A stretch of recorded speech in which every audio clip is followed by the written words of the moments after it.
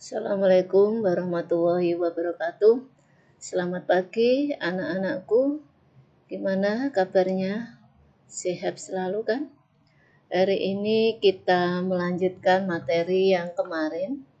Bahwa kemarin kita sudah bahas mengenai kelainan-kelainan atau penyakit yang menurun. Di antaranya ada buta warna, ada hemofili, ada anodensia, ada albino dan sebagainya.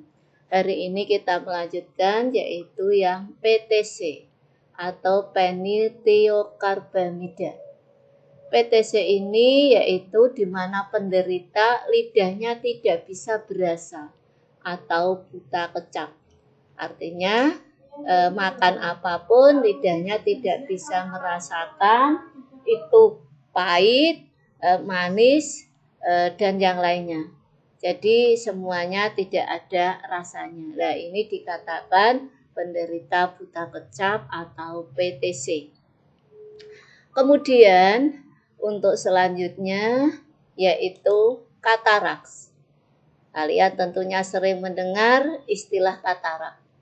Katarak ini adalah lensa mata yang menjadi keruh. Nah, ini kalau yang normal seperti ini, nah ini yang katarak ini kelihatan ini menjadi keruh sehingga cahaya tidak dapat menembusnya.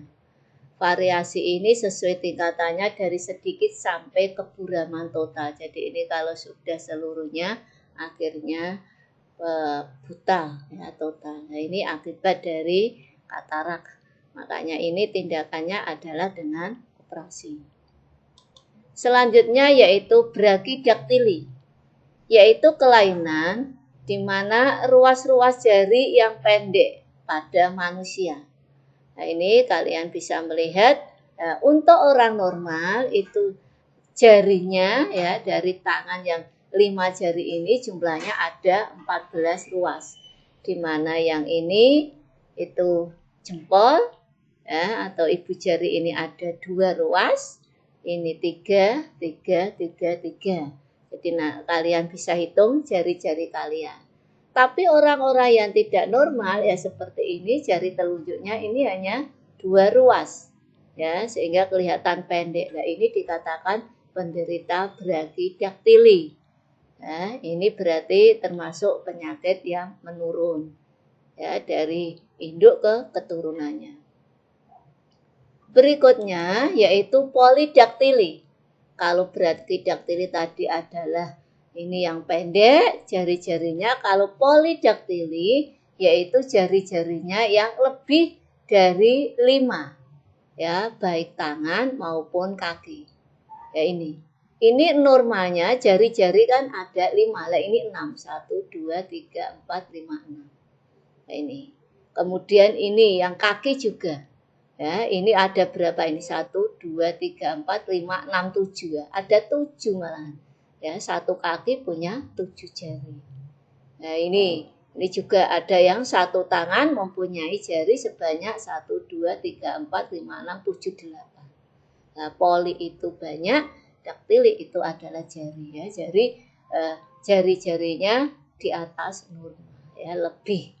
Ya, kalau yang brachidaktili tadi pendek, yang polidaktili adalah lebih dari 5. Berikutnya yaitu talasemia. Talasemia adalah kelainan genetik yang disebabkan oleh rendahnya pembentukan hemoglobin atau Hb, sehingga mempengaruhi produksi sel darah merah. Kenapa kalau Hb ini berkurang? Apa efeknya? Karena Hb ini kan yang mengikat O2, mengikat oksigen. Lah, oksigen itu untuk apa? Untuk seluruh tubuh kita, dibutuhkan seluruh tubuh kita. Otak saja kalau tidak ada oksigen menyebabkan kematian. Nah, ini ya. Jadi ini Hb itu memang sangat dibutuhkan. Nah, untuk yang talasemia gambarnya seperti ini. Ini sel darah merahnya. Kalau yang normal seperti ini. Berikutnya yaitu golongan darah. Ya, golongan darah. Golongan darah pada manusia menurut sistem AB 0, ya kita sering menyebutnya ABO, yaitu golongan darah A, golongan darah B, golongan darah AB, dan golongan darah 0. Ya, harusnya 0, tapi orang sering menyebutnya golongan darah O. Karena ini huruf lah, ini makanya disebutnya O. Tapi yang benar adalah 0. Golongan darah A yaitu memiliki antigen A pada eritrositnya dan memiliki antibodi anti B dalam plasmanya.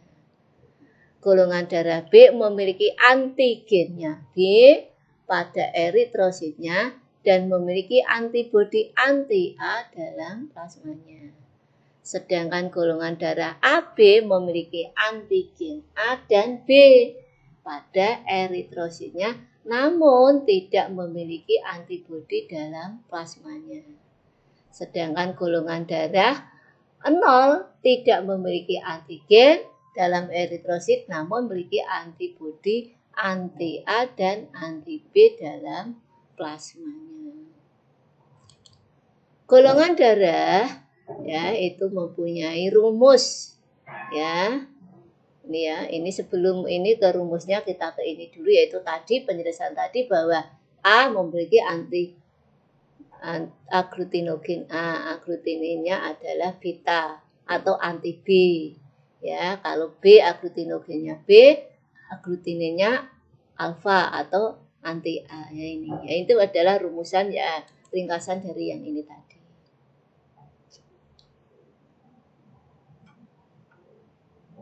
Selanjutnya ya, dari anti A, anti B, aglutinin dan sebagainya, maka ini ya darah itu bisa mengalami penggumpalan. Yang mana terjadi antara darah yang berbeda jenis terjadi karena interaksi antara antigen dan antibodi. Apabila antigen A bertemu dengan antibodi anti A, maka akan terjadi penggumpalan. Nah ini nanti kaitannya dengan transfusi darah. Makanya kalau orang yang bergolongan darah A itu harus ditransfusikan ke golongan darah yang mana saja. Karena kalau tidak sesuai nanti akan terjadi penggumpalan. Kalau terjadi penggumpalan berarti akan berakibat fatal. Nah ini. Nah sebelum ke sini ya, maka kita harus tahu rumusnya. Nah rumus ini nanti yang akan menerjemahkan kenapa kok terjadi penggumpalan, kenapa kok tidak. Nah rumus golongannya adalah ini. Kalau golongan darah A itu mempunyai dua rumus, yaitu IAIA atau IAI0. Kalau IAIA ini homozigot ya sama. Kalau IAI0 ini adalah heterozigot. Golongan darah B itu adalah IB atau IBI0. Nah, ini ada dua juga. Golongan darah AB hanya satu rumus, IAIB. Sedangkan golongan darah 0, I0, I0. Nah ini ya contoh soal. Jika seorang laki-laki bergolongan darah AB menikah dengan wanita bergolongan darah 0, bagaimana golongan darah keturunannya? Nah ini ya tadi ya, kalau yang laki-laki ini nanti golongan darah ini kan IA, ini IB, di sini ada IA, ini ada IB. Ya, kalau ini IA berarti nanti anaknya IA I0 golongan darah A. Ini juga IB I0 golongan darah B. Jadi nanti anaknya hanya bergolongan darah A atau B. Tidak ada yang bergolongan darah AB maupun 0. Transfusi darah. Ya, transfusi darah ini adalah golongan darah A dapat diberikan. Ya, ini ya ke sini. Golongan darah A ini bisa diberikan ke A atau AB. Tidak terjadi penggumpalan. Kalau A diberikan ke B atau ke O ya atau 0 akan terjadi penggumpalan. Golongan darah B bisa diberikan ke B atau AB. Golongan darah AB hanya bisa diberikan ke AB.